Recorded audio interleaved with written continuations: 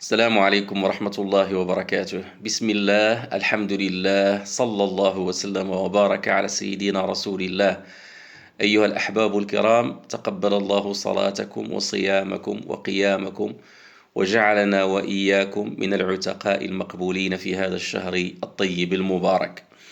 السؤال ديال هذا اليوم هذا من السلسلة ديالنا علاش مرتبط بواحد القضية كنعيشوها كلنا للأسف الشديد. هي مرتبطة بالملل اللي كيحسو الإنسان من النعم اللي بين يديه.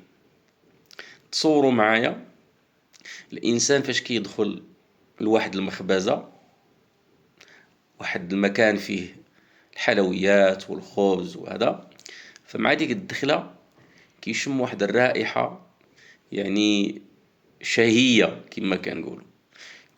كيحس بديك الرائحة كتدخل في الصحة ديالو، كتعطيه واحد اللذة، واحد المتعة. أو لا واحد الإنسان كيدخل لواحد المحل ديال بيع العطور، ديك اللحظة الأولى فاش كيدخل كيشم ديك الروائح الزكية الجميلة، كيحس بداك التيار ديال النشوة وديال الاستمتاع. يعني ثواني أو دقائق كيحس بشي حاجة اللي هي جميلة جدا، كيستنشاق كما كنقولوا كيجبد ديك الريحة الأعماق ديالو، كيتصنت ليها. ولكن من بعد دقيقة جوج دقائق ديال الانتظار أو ديال الجلوس، كيبدا الجسم ديال الإنسان من خلال الدماغ، من خلال الجهاز العصبي، كيبدا كيتعود على ديك الرائحة. كنقولوا حنا بخاصية التكيف. كتولي ديك الرائحة ما كتبقاش كتحقق الإثارة، فكتولي شي حاجة عادية. هذا إنسان اللي هو دخل وخرج. كيفاش الحال ديال الإنسان اللي خدام في داك المحل يوميا، واش غادي يبقى كيشم ديك الريحة بالطريقة وباللذة وبالمتعة ديال النهار الأول لما دخل لذاك المحل، ديك المخبزة أو داك المكان ديال بيع العطور؟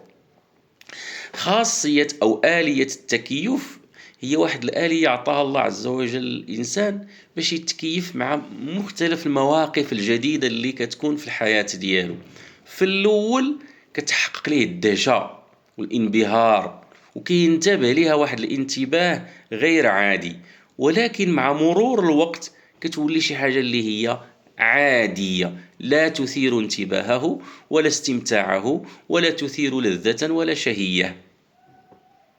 هاد الخاصية هادي بها كتحل واحد العداد ديال المواقف صعبة في الحياة ديال الإنسان. أحيانا كيدخل الإنسان على واحد الحالة ديال المرض ولا ديال الأزمة ولا ديال المشاكل، فبهذا التكيف هذا كينقص الألم. يعني كثرة الانتباه للمشكلة ما كيبقاش مع مرور الوقت. لكن هذه الخاصية العظيمة اللي هي خاصية كبيرة في السلوك ديال الإنسان، للأسف الشديد بعض المرات كتضر الإنسان، والضرر ديالها منه هاد القضية ديال التعامل ديالنا مع النعم. شحال من مرة فكرنا وقلنا راه إلا نجحت في هذا الامتحان راه شي حاجة اللي هي كبيرة في الحياة ديالي ما عمرني ما غادي ننساها. شحال من مرة فكرنا بأن الزواج بهاد المرة هذه بالضبط شي حاجة اللي هي عظيمة واستثنائية في الحياة. شحال من مرة فكرنا قلنا راه إلا بنينا الدار ديالنا ودرنا المحل ديالنا وخرجنا من الكرا واستقلينا حنا بالسكنة ديالنا، راه واحد النعمة ما عمرنا ما غادي ننساوها.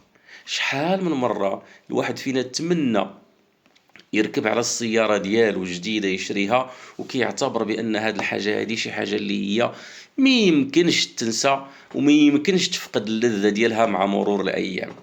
ولكن الحقيقة غير ذلك.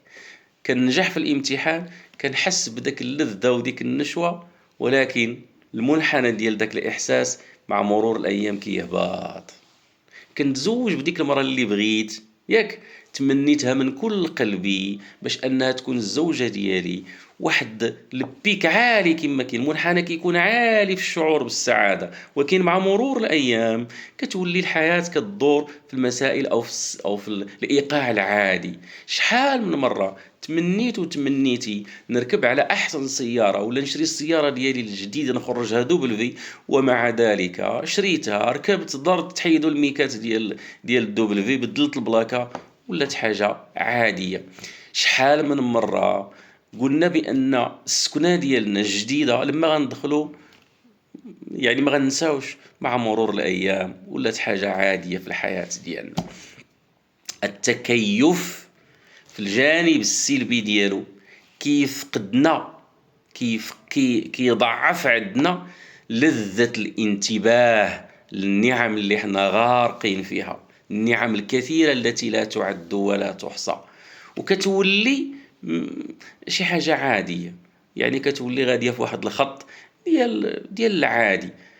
هذا الأمر هذا يعني من الناحية النفسية إلا ما انتبهناش الخطورة ديالو راه كيولد عندنا واحد الملل سريع من كل نعمة كنتشهوها، كنطلبوها، كندعيو الله يعطيها لينا، كنوعدو باننا ما عمرنا ما غنساوها وما غنوقفوش من الشكر ديالها، ولكن مع مرور الوقت تتحول الى شيء عادي فنبحث عن الشيء الجديد، وهكذا كندخلوا في واحد الدوامة ديال الملل من النعمة الموجودة واللهاث والركض والجراع، جري عليا نجري عليك من أجل واحد النعمة جديدة، واحد اللذة جديدة، واحد الشهوة جديدة. يلا كنحسوا بها، كنوصلوا لها، كنشدوها، كدوز عندنا واحد الوقيت اللي هو قصير وكنعاودوا نملوا منها ونبداو نقلبوا على حاجة جديدة. فكتولي الحياة ديالنا كما كنلخصوها حنا المغاربة،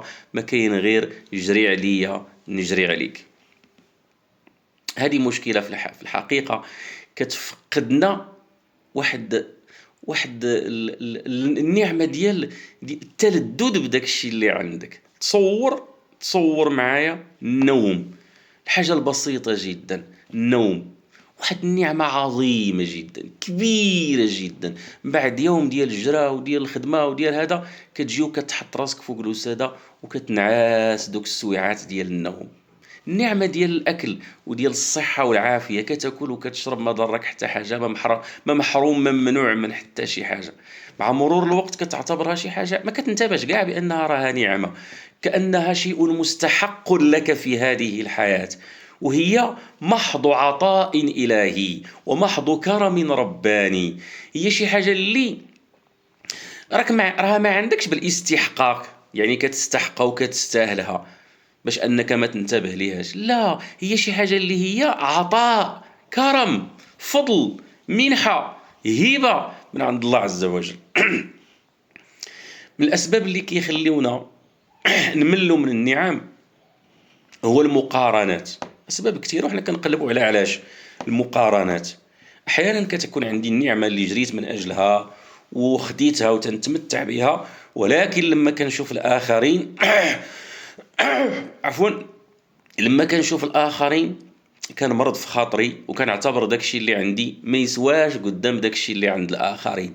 فالقلب كيولي ما كيشوفش بعين التقدير والشكر والامتنان لداكشي اللي عنده، كيولي كتنمى الغيرة وربما الحسد عياذا بالله، من أجل أن الإنسان يوصل لداكشي اللي عند الآخرين، ما كيبقاش يحس باللذة ديال داكشي اللي عنده. مسألة أخرى هي أن الإنسان كيخلط ما بين الامتلاك والرضا. راه ممكن تملك يوميا كتملك الأشياء الجديدة، ولكن الرضا بداك الشيء اللي عندك ما راضي عندك وكتجري وكتوصل لحاجة جديدة وكتجري. علاش؟ لأنك ما دعيتيش الله عز وجل يعطيك الرضا بداك الشيء اللي عندك، فدائما ما راضيش مهما خديتي مهما شديتي كتمل داكشي اللي عندك لانه ما كيرضيكش، كتحس بانه ما كيرضيكش. اذا ها انت تتملك، كنت كتظن بانك راه الا تملكتي شي حاجه جديده وجريتي من اجلها وحققتي داك المبتغى، راه غتحس بالشعور بالسعاده. ماشي ضروري، ماشي دائما المعادله هكذا كتركب. راه يمكن الرضا يكون مع الاشياء البسيطه في الحياه، مع الاشياء البسيطه في الحياه، ولكن الانسان عطاه الله عز وجل واحد المهاره قلبيه، واحد الشعور قلبي، واحد الاحساس قلبي. رد بالك، الامتلاك شي حاجه اللي كتشدها بيديك، ولكن الرضا شي حاجه اللي كتخدمها بقلبك، والقلب بيد الله، والله عز وجل هو القادر على أن يجعل قلبك مليئا بالرضا وإن كانت يدك قليل ما فيها. ما تخلطش ما بين الامتلاك وما بين الرضا وتقول راه كل ما ملكت راني غادي نعيش الحياة السعيدة. لا، راك غادي تملك ولكن ممكن ما تحسش بالرضا. علاش؟ لأن الرضا شي حاجة ديال الله عز وجل كيعطيها كيمنحها للعباد ديالو، كيملأ بها القلوب ديالهم. الحاجة الثالثة اللي ربما كتخلينا كنملوا من النعم اللي عندنا، هو كنقلبوا دائما على الحياة المثالية، الحياة الكاملة، الحياة اللي ما فيهاش المرض، ما فيهاش الابتلاء، ما فيهاش الصعوبات، ما فيهاش المشاكل. فالإنسان كيتزوج كيظن بأنه صافي الحياة ديالو غتولي مثالية، كيخدم كيظن بأن الخدمة صافي الفلوس والماندا وكذا، ولا التجارة ولا الفلاحة غتكون الحياة المثالية. التوقعات ديالنا في الحياة أحيانا كتكون كبيرة، كتوصل إلى المثاليات، إلى الكمال، وهذا سعي خاطئ اصلا. لان الدنيا مخلوقه ومصنوعه باش ما تكونش كامله، باش ما تكونش مثاليه نهائي. ما عمرها ما كتكون مثاليه. كتكون عندك 5 د الحوايج كتخصك وحده، كيكونوا عندك 6 كيخصوك 2، كيكونوا عندك 3 كتخصك 3 ولا كتخصك 4. يعني الحياه ما عمرها ما كتجيك كامله، الدنيا كامله كما تشتهي. علاش؟ لانه لو كملت الدنيا، رد البال معايا، لو كملت الدنيا للإنسان من كل الجهات كيف سيشتاق إلى الجنة؟ نعود هذه الكلمة هذه، لو كملت الدنيا للإنسان من كل جهة، من أين يأتينا الشوق إلى الجنة، إلى النعيم الكامل، إلى الحياة الجميلة التي لا تعب ولا كدر ولا نصب ولا مرض ولا بلاء ولا هم ولا غم ولا حزن فيها. الدنيا لا بد فيها من النقص. فإياك الظن بأنك كلما ضخمتي التوقعات ديالك وقلبتي على المثال راك فعلا غتولي كتحس بالسعادة وبالجمال ديال النعم. من الأسباب أيضا أننا من ديك الخاصية اللي تكلمنا عليها ديال التكيف، أن الملل كنحاولوا ما أمكن نجريو عليه ولا نقضيو عليه ولا نحيدوه من الحياة ديالنا بالإثارة، بالشيء الجديد دائما. وهذا الشيء كتشوفوه عند الطفل الصغير، هذو سلوكات ومشاعر طفوليه، يا اما كما قلنا البارح في الشعور ديال حب التملك. هذه مشاعر الطفل كيبكي على اللعبه، كيبكي عليها وتمرمغ لك في الزنقه ويدير لك الشوها في الشارع وكذا، وكتشريها ليه وكيوصلها للدار ما كتكملش 15 ديال الدقائق حتى كيهرسها، كيقطعها، ديمونطيها، يعني داكشي اللي بكى عليه بكاء مرير، وربط الفرحه ديالو، دار لك انت كما كنقولوا، دار لك تبرزيط من اجل ديك اللعبه. قلتي راه غنشري هذه اللعبه صافي غنتهنى منه من البكاء ديالو ومن الصداع ديالو، فاذا به كيوصلها للدار في البلاصه كيهرسها. يعني الملل عند الطفل الصغير سريع، عنده حب التملك كبير، ولكن عنده الملل سريع بسرعه كيبكي لك. ولذلك كتلقى الديور ديالنا عامرين باللعب من كل الالوان والاشكال والاصناف، يعني في اطار حياه استهلاكيه على كل حال، فيها كيلعب فيها الاشهار والدعايه والمقارنات، ووسائل التواصل الاجتماعي واحد الدور يعني خطير جدا. فاذا البحث عن الاثاره والبحث عن الجديد الدائم، وما كنشوفوش المعنى. شنو هي المعنى ديال انك تنعس؟ شنو هي المعنى ديال انك تاكل وتشرب؟ شنو هي المعنى ديال انك تفيق في الصباح بخير وعلى خير ما خاصك حتى بياسه؟ عرفتي شنو هي النعمه؟ انك كتحل عينيك في الدار وكتلقى زوجه وكتلقى وليدات بخير وعلى خير. المعنى ديال انك تمشي في نهايه الشهر وكتاخذ الاجره ديالك وكتقضي بها.